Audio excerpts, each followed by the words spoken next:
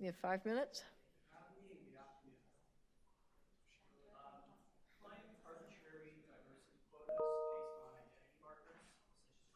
Gender, sexual orientation, or any other immutable characteristic to roles that require expertise is misguided. Applying them to essential services like policing and police oversight is outright dangerous. The City of Toronto is facing its most challenging security environment in history. Record level population growth and international criminal networks have placed incredible burdens on our police services. This has made law enforcement, community safety, and criminal investigation more difficult than ever.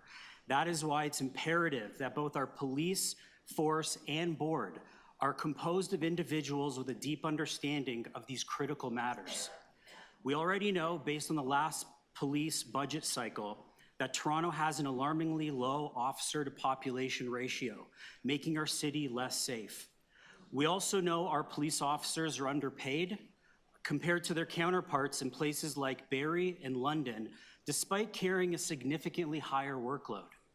And we know they face daily threats from violent criminals and masked activists who march through our streets chanting ACAB, defund the police, and other grotesque slogans.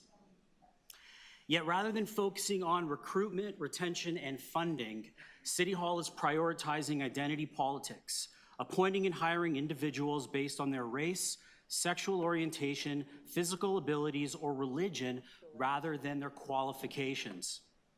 We should not hire people based on the amount of melanin in their skin, who they sleep with, whether they're neurodivergent, their gender, or their religion.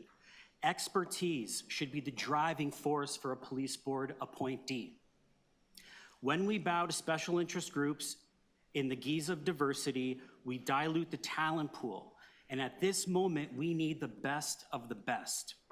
When we prioritize race, religion, or other identity markers over merit, we risk turning essential services into spaces where individuals with extreme, divisive, or ignorant worldviews gain entry into critical professions. Toronto's fixation on inclusion, equity, and diversity at the expense of merit does not align with reality. People understand that success is achieved through hard work, experience, and skill development over time.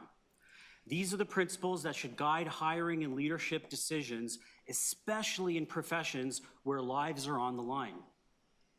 I know this proposal is to simply follow the provincial mandate for a diversity plan as per the Community Safety and Policing Act 2019. Yep. I've read the act, Okay. and it's very general. It simply says, have a diversity plan. It doesn't dictate who should be a part of that plan, how it should be comprised, or anything of the sort, meaning the city can exercise its own judgment as to what degree of diversity this plan should have. Here's what diversity should mean: a diversity of skills.